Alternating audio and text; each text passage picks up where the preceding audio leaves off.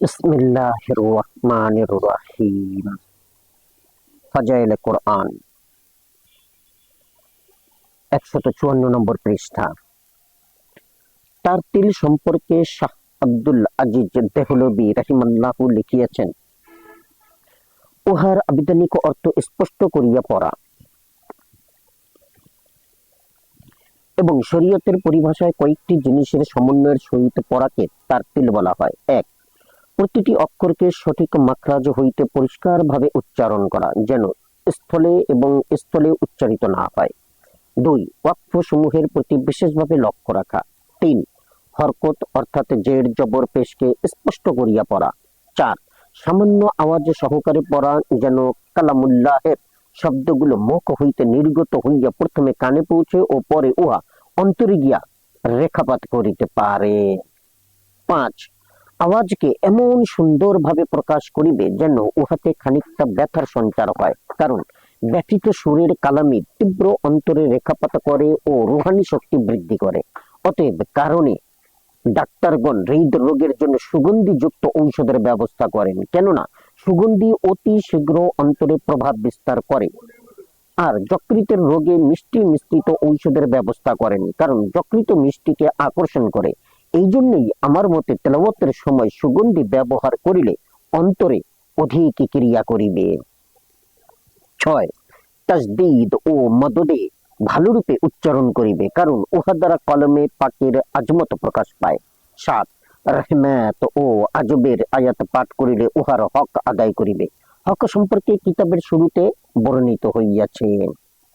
উপরে বর্ণিত 7টি জিনিসের প্রতি লক্ষ্য রাখার নামই তারতিল। আসলে সব কয়টি কথার উদ্দেশ্য হইল একটি, উহা হইল কোরআন মজিদকে বুঝিয়া পড়া।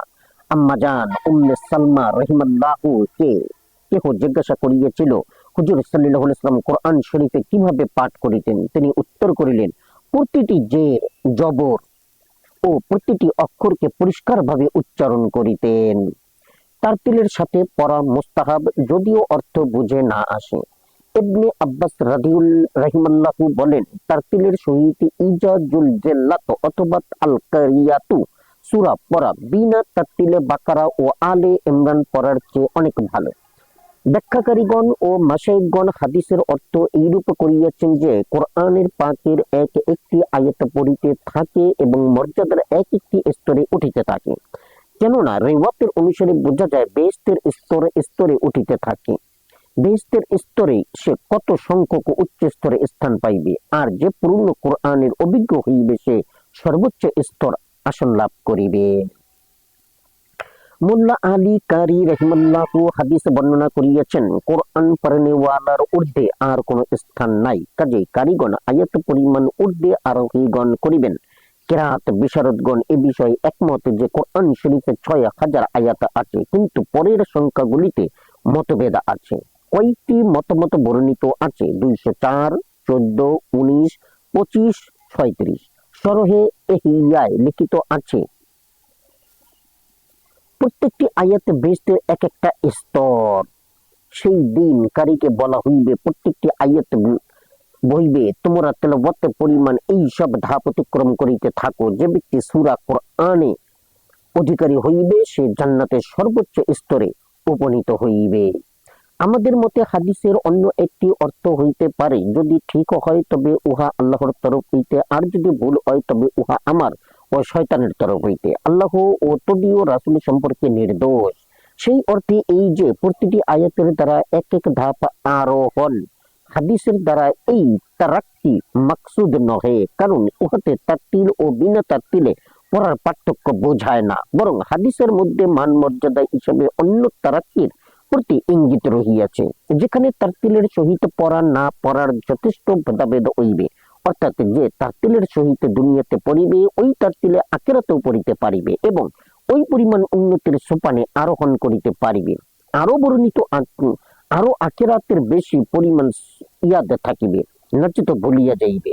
আল্লাহ পাক রহম করুক। আমাদের মধ্যে অনেককে মাতা পিতা বড় আল্লাহ সহকারে ছোট বেলায় কোরআন পড়াইয়াছিল, কিন্তু তাহারা চরম অবহেলার দরুন দুনিয়াতে ইহা ভুলিয়া গিয়াছে। পক্ষান্তরে অন্য হাদিসে আছে যে কোরআনে পাক ইয়াদ করে এবং উহার জন্য কষ্ট করিয়া থাকে, মরিয়া যায় তবে সে হাফেজদের মধ্যে গণ্য হইবে। দরবারে এলাহিতে দানের কোনো সীমা নাই, কিন্তু এমন কোন প্রার্থী আছে কি? হে শহীদি, তাহার করুণা রাশি সবার উপর সমান। তোমার সহিত কি কোনো শত্রুতা আছে? আফসোস, তুমি যদি উহার উপযুক্ত হইতে। ইবনে মাসউদ রাদিয়াল্লাহু তাআলা আনহু বলেন, নবী করিম সাল্লাল্লাহু আলাইহি ওয়াসাল্লাম ফরমাইয়াছেন, যে ব্যক্তি কোরআনের একটি অক্ষর পাঠ করিল উহার বিনিময়ে সে একটি নেকি লাভ করিল এবং উক্ত একটি নেকি 10টি নেকির সমতুল্য হইবে। হুজুর সাল্লাল্লাহু আলাইহি ওয়াসাল্লাম আরো বলিলেন, আমি বলিতেছি না যে একটি অক্ষর এবং আলিফ একটি অক্ষর, লাম একটি অক্ষর এবং মিম একটি অক্ষর। তিরমিজি। অর্থাৎ উদ্দেশ্য এই যে অন্যান্য আমলের বেলায় যেমন পুরা আমলকে একটি বলিয়া গণ্য করা হয়, কালামে পাকের বেলায় সেই রূপ নহে, বরং এখানে আমলের অংশ বিশেষকে পূর্ণ আমল বলিয়া গণ্য করা হয়। এই জন্য প্রতিটি অক্ষরের পরিবর্তে একটি করিয়া নেকি হইবে আর প্রতিটি নেকির বিনিময়ে 10টি করিয়া সওয়াব পাওয়া যাইবে। আল্লাহ পাক বলেন, যে ব্যক্তি একটি নেকির কাজ করিবে সে উহার 10 গুণ সওয়াব প্রাপ্ত হইবে। প্রতিটি আমলের 10 গুণ করিয়া সওয়াব নিম্ন স্তরের, নচেত যাহাকে ইচ্ছা তাহাকে আরো বেশি বেশি করিয়া দিবেন বলিয়া আল্লাহ পাক ওয়াদা করিয়াছিলেন। প্রত্যেক অক্ষরের পরিবর্তে যে ভিন্ন ভিন্ন নেকি, উহারই দৃষ্টান্ত স্বরূপ হুজুর সাল্লাল্লাহু আলাইহি সাল্লাম বলেন, পুরা একটি হরফ নয়, বরং আলিফ, লাম ও মিম এই 3টি হরফের সমষ্টি, কাজেই এখানে 30টি নেকি হইয়া গেল। আবার সূরা আলিফ লাম মিম বাকারার শুরুতে লিখিত 3টি অক্ষর অথবা সূরা ফিলের প্রথমে লিখিত 3টি অক্ষর, উহাতে মতভেদ আছে। যদি সূরা বাকারার শুরু অক্ষর উদ্দেশ্য হয় তবে লিখিত হরফে হিসেবে 3 অক্ষরে 30 নেকি হইবে, আর যদি আলিফ লাম মিম ইয়ার অর্থাৎ সূরা ফিলের শুরু উদ্দেশ্য হয় তবে উচ্চারণ হিসেবে সূরা বাকারা আলিফ লাম মিম এ 9 অক্ষর হইবে, কাজেই উহার সওয়াব 90 হইবে। বাইহাকি শরীফে আছে, আমি বলিতেছি না যে বিসমিল্লাহ একটি হরফ এবং বিসমি ভিন্ন ভিন্ন হরফ। কোরআন তেলাওয়াতকারীর পিতামাতাকে নূরের টুপি পরানো হইবে। হযরত মুয়াজ্জিজ জুহানী রাদিয়াল্লাহু তাআলা আনহু বলেন, হুজুরে পাক সাল্লাল্লাহু আলাইহি সাল্লাম ফরমাইয়াছেন, যে ব্যক্তি কোরআন শরীফ পড়ে ও উহার উপর আমল করে তাহার মাতা-পিতাকে কিয়ামতের দিন এমন একটি নূরের টুপি পরানো হইবে যাহার জ্যোতি সূর্যের জ্যোতি হইতো অধিক হইবে। যদি এই সূর্য তোমাদের ঘরের মধ্যে উদিত হইতো, অতএব যে স্বয়ং কোরআনের উপর আমল করে তাহার সম্পর্কে তোমাদের কি ধারণা হইতে পারে? আবু দাউদ। ফায়দা, কোরআনে পাক পড়া ও উহার উপর আমল করার বরকত এই যে কারীর মাতা পিতাকে এমন তাজ পরানো হইবে যাহার আলোক সূর্য হইতে বহুগুণে উজ্জ্বল। যদি সেই সূর্য তোমাদের ঘরের মধ্যে হয়, অর্থাৎ সূর্য কোটি কোটি মাইল দূরে থাকিয়াও এত অধিক আলো দান করিতেছে, যদি উহা ঘরের মধ্যে আসিয়া পড়ে নিশ্চয়ই বহুগুণ বেশি আলো দান করিবে। অতএব অথবা কোরআন পড়ানেওয়ালার পিতা মাতাকে যে উজ্জ্বল জ্যোতির্ময় তাজ পরানো হইবে, উহার জ্যোতি সেই ঘরে উদিত সূর্যের চেয়ে অধিকতর হইবে। পিতামাতার যখন এত বড় সম্মান, তখন চিন্তা করিবার বিষয় যে স্বয়ং তেলাওয়াত ও আমল কারণেওয়ালা কত বড় সম্মানের অধিকারী হইবে। পিতামাতার উত্তম মর্যাদা এই জন্য যে তাহারাই সন্তানের জন্ম ও শিক্ষার একমাত্র কারণ। সূর্য ঘরে হওয়া সম্বন্ধে যে উপমা দেওয়া হইয়াছে, উহাতে নৈকট্যের দরুন অধিক আলো অনুভূত হওয়া ছাড়াও আরো একটি সূক্ষ্ম বস্তুর দিকে ইঙ্গিত রহিয়াছে। উহা এই যে কোনো বস্তু নিকটে থাকিলে তাহার সহিত ভালোবাসা জন্মে। সূর্য যখন দূর হইতে নিকটে আসিবে, তাহার সহিত ভালোবাসা হইয়া সে আপনজনে পরিণত হইবে। এখানে আরো একটি ইঙ্গিত হয় যে সূর্যের দ্বারা যদিও সকলেই উপকৃত হয়, কিন্তু উহা যদি কাহাকেও বকশিস করিয়া দেওয়া হয় তবে তাহার জন্য উহা কতই না গৌরবের বস্তু হইবে। হাদিস শরীফে আরো বর্ণিত আছে, যে ব্যক্তি কোরআন শরীফ পড়ে ও তদনুযায়ী আমল করে তাহাকে নূরের তৈয়ারি একটি তাজ পরাইয়া দেওয়া হইবে এবং তাহার মাতা পিতাকেও নূরের তৈয়ারি 2টি জোড়া পরাইয়া দেওয়া হইবে। তাহারা আরজ করিবে, হে আল্লাহ, এই জোড়াসমূহ কিসের বদলে? তখন ইরশাদ হইবে, তোমাদের ছেলে মেয়ের কোরআন পড়ার বিনিময়ে। হযরত আনাস রাদিয়াল্লাহু তাআলা আনহু হইতে বর্ণিত আছে, নবী করিম সাল্লাল্লাহু আলাইহি সাল্লাম বলেন, কেহ যদি আপন ছেলেকে কোরআন শরীফের নজরানা পড়ায়, তাহার অগ্র পশ্চাতের সমস্ত পাপ মাফ হইয়া যায়, আর যে হেফজ করাইবে তাহাকে কোরআনের দিন চতুর্দশের পূর্ণ চন্দ্রের সমতুল্য করিয়া উঠানো হইবে এবং তাহার ছেলেকে বলা হইবে, পড়িতে থাকো। ছেলে যখন একটি আয়াত পড়িবে, পিতার একটি দরজা বুলন্দ হইতে থাকিবে। এইভাবে সে সমস্ত কোরআন শরীফ পূর্ণ করিবে। সন্তানকে কোরআন শরীফ পড়াইলে এইসব মর্যাদার অধিকারী হইবে, কথা এটাই নহে। দ্বিতীয় কথা শুনিয়া রাখুন, আল্লাহ না করুক আপনি যদি ছেলেকে 2-4 পয়সার লোভে ধর্মীয় শিক্ষা হইতে বঞ্চিত রাখেন, তবে যে চিরস্থায়ী পুণ্য হইতে আপনি বঞ্চিত রহিলেন, শুধু তাহাই নয়, বরং আল্লাহ পাকের সঙ্গীন আদালতে আপনাকে রীতিমতো হিসাব দিতে হইবে। আপনি এই ভয়ে যে ছেলে মৌলবী বা হাফেজ হইয়া অন্য বস্ত্রের ভিখারি হইয়া পড়িবে, তাই আদরের ছেলেকে উহা হইতে বাঁচাইতেছেন, কিন্তু মনে রাখিবেন উহা দ্বারা তাহাকে আপনি চিরস্থায়ী বিপদে ফেলিয়া দিতেছেন এবং সাথে সাথে নিজের উপর জবাবদিহির বিরাট দায়িত্ব চাপাইতেছেন। হাদিসে বর্ণিত আছে, তোমরা প্রত্যেকেই এক একজন রক্ষক এবং প্রত্যেকে আপন রক্ষণাবেক্ষণের ব্যাপারে জিজ্ঞাসিত হইবে। হ্যাঁ, ওই সমস্ত দোষ ত্রুটি হইতে আপনি নিজেকে এবং সন্তানকে রক্ষা করিতে যত্নবান হন, কিন্তু মনে রাখিবেন উকুনের ভয়ে কাপড় না পরিয়া উলঙ্গ থাকা কোনো বুদ্ধিমানের কাজ নয়। তবে কাপড়কে পরিষ্কার রাখিবার চেষ্টা করুন। মোট কথা, আপনি যদি সন্তানকে উপযুক্ত দিনদারি শিক্ষাদান করেন, তবে নিজের জবাবদিহির কোনো আশঙ্কা তো রহিলই না, বরং যতদিনে সন্তান নেক আমল করিবে ও আপনার জন্য দোয়া ইস্তেগফার করিবে, তবে ওইসব আপনার পদমর্যাদা বর্ধিত করিবে। কিন্তু যদি সামান্য পার্থিব লোভ লালসায় পড়িয়া ছেলেকে ধর্মজ্ঞান হইতে বঞ্চিত রাখিলেন, তবে যে শুধু নিজ কৃতকর্মের প্রতিফল ভোগ করিবেন তাহাই নহে, বরং ছেলের যাবতীয় অন্যায় আচরণের একটি ফিরিস্তি আপনার আমল নামাইও লিপিবদ্ধ হইতে থাকিবে। আল্লাহর দিকে চাহিয়া আপন অবস্থার উপর একটু সচেতন হন। নশ্বর দুনিয়া যে কোনো অবস্থাতেই চলিয়া যাইবে এবং মৃত্যু যে কোনো মহাবিপদের পরিসমাপ্তি ঘটাইবে, কিন্তু আখিরাতের সেই মহা মুসিবতের পর আর মৃত্যু আসিবে না, উহার কোনো পরিসীমা নাই। উকবা ইবনে আমির রাদিয়াল্লাহু তাআলা আনহু বলেন, আমি হুজুরে আকদাস সাল্লাল্লাহু আলাইহি সাল্লামকে বলিতে শুনিয়েছি, যদি কোরআনে পাককে চর্মের মধ্যে আবদ্ধ করিয়া অগ্নিকুণ্ডে নিক্ষেপ করা হয়, তবে উহা দগ্ধ হইবে না। দারমি মাশাইখে হাদিস উক্ত রওয়ায়াতের 2টি ব্যাখ্যা করিয়েছেন। কেহ বলেন চর্ম দ্বারা যে কোনো জন্তুর চর্মকে বোঝায় এবং অগ্নি বলিতে দুনিয়ার অগ্নিকেই বোঝায়। এমত অবস্থায় উহা হুজুরে পাক সাল্লাল্লাহু আলাইহি সাল্লাম এর জামানার সহিত সম্পর্কযুক্ত একটি খাস মর্যাদা ছিল, যেমন অন্যান্য নবীদের বেলায়ও হইয়াছিল। দ্বিতীয়ত, চর্ম দ্বারা মানুষের চর্মকেই বোঝায় এবং আগুন দ্বারা জাহান্নামের আগুনকেই বোঝায়। অর্থাৎ যে ব্যক্তি হাফেজে কোরআন হইবে, অন্য কোনো পাপের দরুন সে জাহান্নামে নিক্ষিপ্ত হইলেও অগ্নি তাহাকে স্পর্শ করিবে না। অন্য রবতে হুজুরে পাক সাল্লাল্লাহু আলাইহি ওয়াসাল্লাম বলেন, কোরআন শরীফে হেফজ করিতে থাকে, কারণ যে অন্তরে কালামে পাক মাহফুজ থাকিবে, আল্লাহ পাক সেই অন্তরকে শাস্তি দিবেন না। যাহারা কোরআন হেফজ করাকে অনর্থক মনে করে, তাহারা যেন আল্লাহর ওয়াস্তে এই সব ফজিলতের উপর একটু চিন্তা করে, কারণ এই একটি মাত্র ফজিলত এত বেশি গুরুত্বপূর্ণ যে যাহার দরুন প্রত্যেক ব্যক্তিকে জীবন উৎসর্গ করিয়ে দেওয়া উচিত। কারণ এমন কে আছে যে পাপে লিপ্ত হইয়া জাহান্নামের উপযুক্ত হয় নাই? ইহয়া গ্রন্থে হযরত আলী রাদিয়াল্লাহু তাআলা আনহু হইতে বর্ণিত আছে যে হাফিজগণ নবী ও মেহবুব বান্দাদের সহিত আল্লাহর আরশের ছায়াতলে স্থান লাভ করিবে।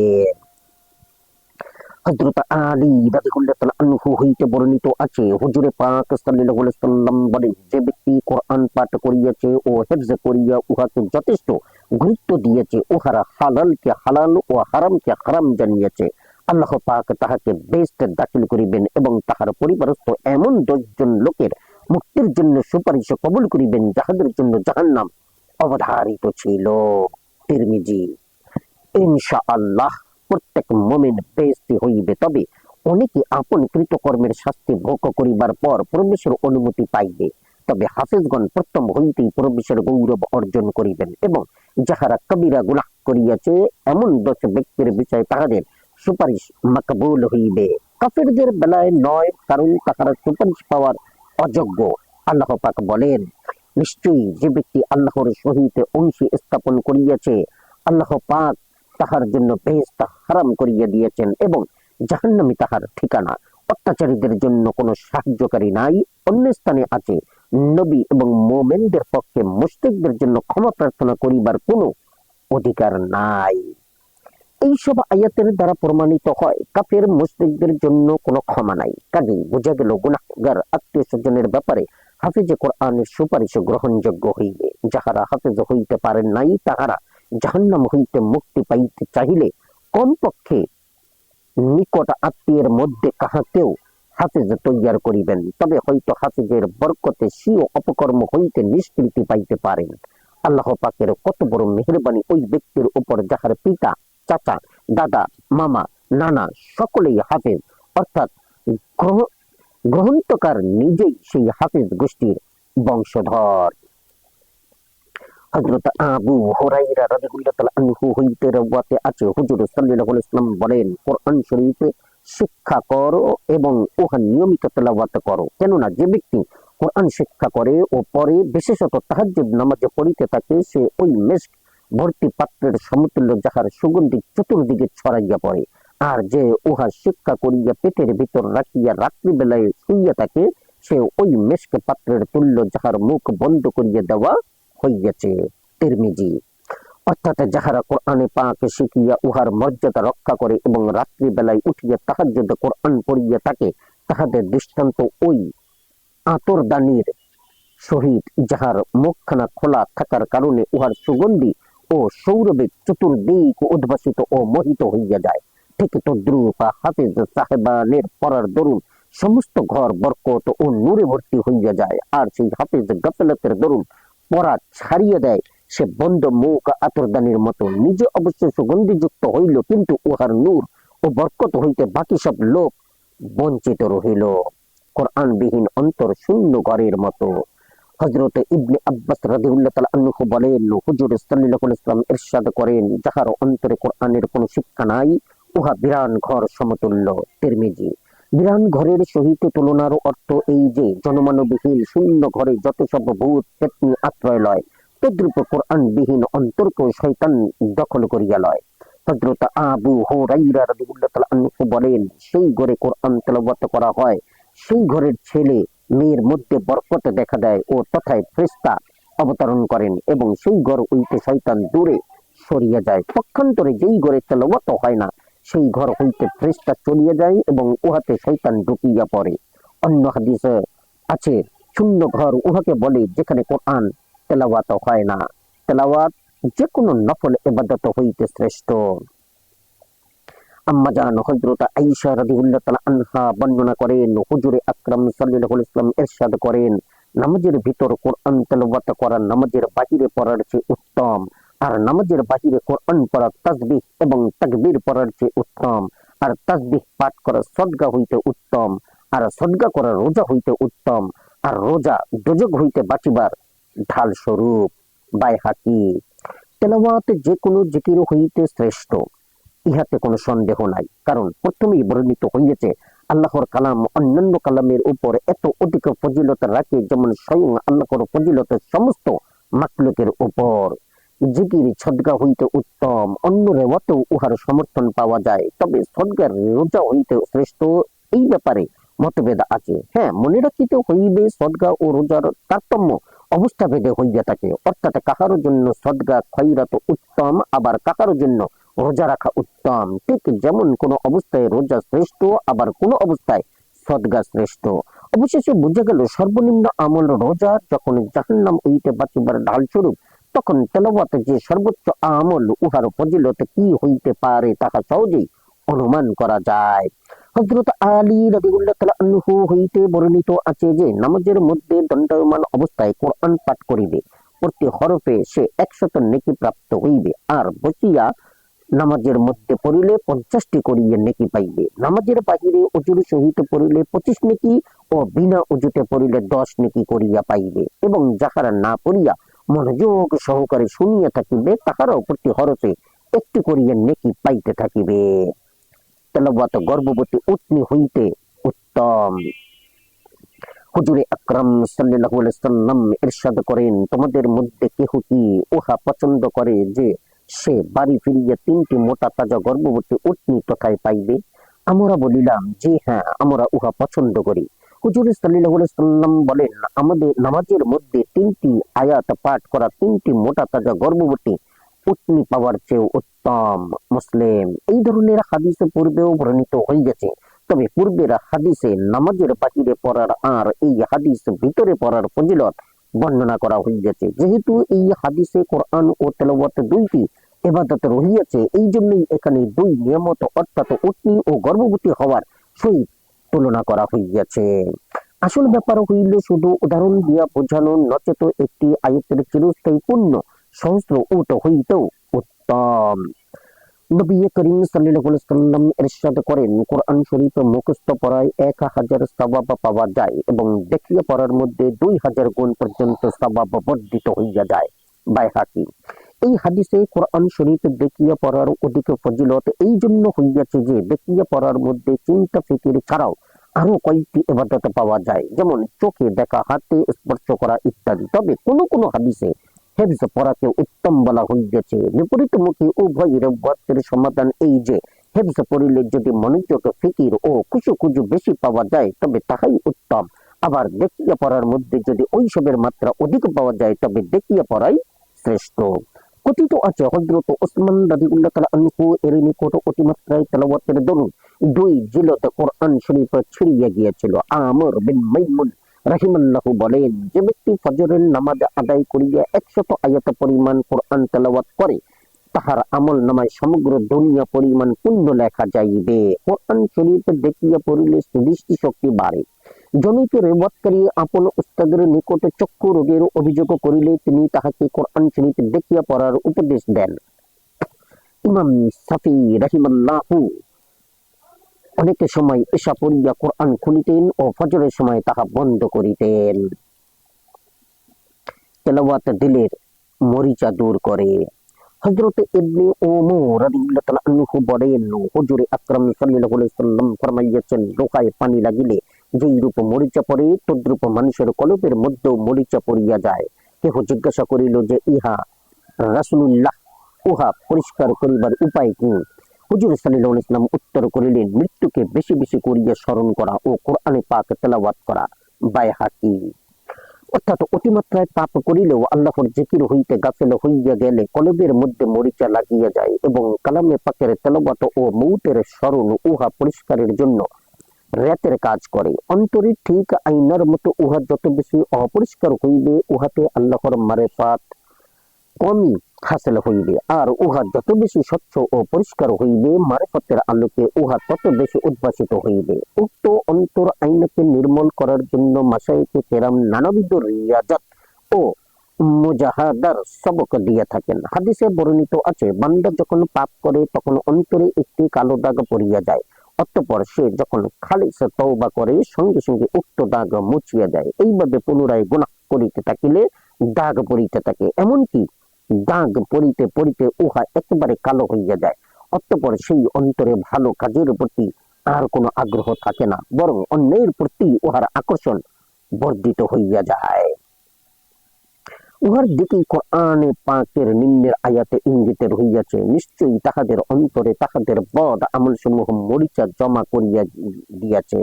অন্য একটি হাদিসে বর্ণিত আছে, আমি তোমাদের নিকট 2 প্রকার নসিহত রাখিয়া যাইতেছি, এক প্রকার যে তোমাদের সহিত আলোচনায় রত, আর অন্যটি নীরব নিস্তব্ধ। প্রথমটি হইল আল্লাহর কালামে, দ্বিতীয়টি হইল মৃত্যুর স্মরণ। হুজুর সাল্লাল্লাহু আলাইহি ওয়াসাল্লাম এর বাণী সুধার্য, কিন্তু নসিহত ওই ব্যক্তির জন্য যে তাহার প্রয়োজন অনুভব করে। যেখানে ধর্ম অনর্থক বরং উন্নতির প্রতিবন্ধক স্বরূপ, সেখানে নসিহতের প্রয়োজন কি? হযরত হাসান বসরি রাহিমাল্লাহু বলেন, পূর্বেকার লোকেরা কোরআন শরীফকে শাহী ফরমান মনে করিত, তাই তারা রাত্রি তাহার শহীদ উপর চিন্তা ফিকির করিত এবং দিনের বেলায় তদনুযায়ী আমল করিত। আর বর্তমান জমানায় তোমরা জের জবর ও অক্ষর সমূহকে বেশ দুরস্ত করিতেছ, কিন্তু উহাকে শাহী ফরমান মনে করিতেছ না, কাজেই উহাকে চিন্তা ফিকিরও করিতেছ না। কোরআন উম্মতের গৌরব। আম্মাজান হযরত আয়েশা রাদিয়াল্লাহু তাআলা আনহা বলেন, হুজুর পাক সাল্লাল্লাহু আলাইহি সাল্লাম ইরশাদ করিতেছেন, প্রত্যেক জিনিসের জন্য এক একটি গর্বের বস্তু আছে যদ্বারা সে গর্ব করিয়া থাকে, আর আমার উম্মতের গৌরব ও মর্যাদার বস্তু হইল আল কোরআন। এলিয়া। অর্থাৎ মানুষ বাপ দাদা বংশাবলী বা অন্য কোনো গুণগানের উপর আত্মগৌরব করিয়া থাকে, কিন্তু আমার প্রিয় উম্মতের একমাত্র গর্বের বস্তু হইল কালামুল্লাহ শরীফ, অর্থাৎ উহা পড়া, মুখস্থ করা অথবা অন্যকে পড়ানো বা উহার উপর আমল করা প্রত্যেকটি গৌরবের বস্তু। কেননা উহা মেহবুবের কালাম, মনিবের কানুন।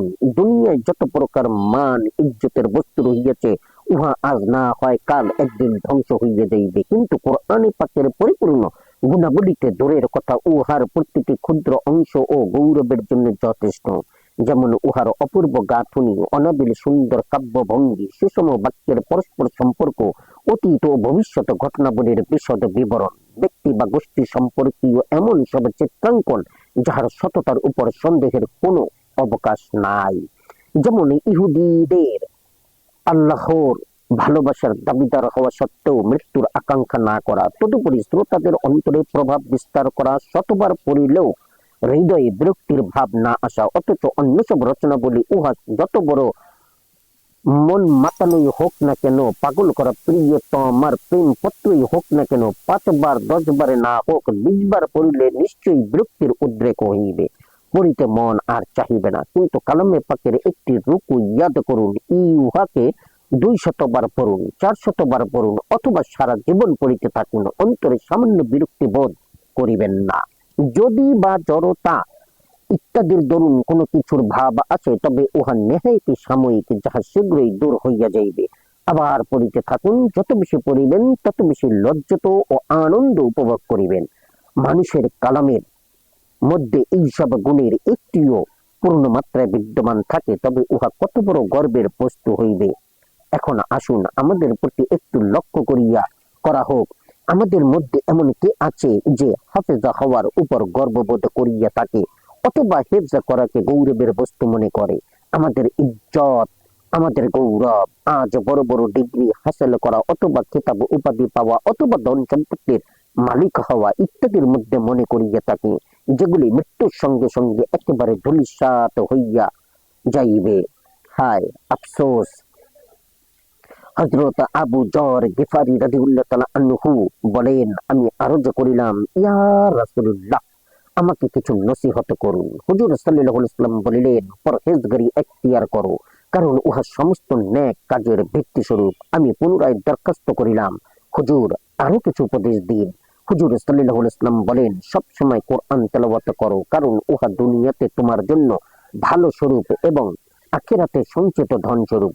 বাস্তবিক পক্ষে তাকওয়া বা পরহেজগারি সমস্ত কাজের মূল। যেই অন্তরে আল্লাহর ভয় পয়দা হয়, তাহার দ্বারা আর কোনো নাফরমানি হইতে পারে না, তাহার কোনো অভাব হইতে পারে না। যে আল্লাহকে ভয় করে, যে কোনো সংকীর্ণতায় আল্লাহ পাক তাহার জন্য রাস্তা খুলিয়া দেন এবং এমন ভাবে তাহার রিজিকের ব্যবস্থা করেন যাহা তাহার ধারণাও ছিল না। অন্য একটি হাদিসে আছে, যেই ঘরের কোরআন তেলাওয়াত করা হয়, সেই ঘর আসমানের ফেরেশতাদের নিকট এমন ভাবে জলমল করিতে দেখায়, যেমন দুনিয়ার মানুষ আসমানের নক্ষত্রমণ্ডল দেখে। পূর্ণ হাদিসের মলতার এই যে, একদা হযরত আবু যর রাদিয়াল্লাহু তাআলা আনহু হুজুরকে জিজ্ঞাসা করেন, আল্লাহ তাআলা সর্বমোট কয়খানা কিতাব অবতীর্ণ করিয়াছেন? হুজুর সাল্লাল্লাহু আলাইহি ওয়াসাল্লাম বলেন, 100 সহিফা ও 4 খানা পূর্ণাঙ্গ কিতাব। তন্মধ্যে 50 খানা হযরত শীস আলাইহিস সালাম, 30 খানা হযরত ইদ্রিস আলাইহিস সালাম, 10 খানা হযরত ইব্রাহিম আলাইহিস সালাম ও 10 খানা হযরত মূসা আলাইহিস সালাম প্রাপ্ত হন। ইহা ব্যতীত তাওরাত, ইনজিল, জাবুর এবং কোরআন শরীফ অবতীর্ণ হয়। আমানতু বিল্লাহ। জাযাকুমুল্লাহ খাইরান। আসসালামু আলাইকুম।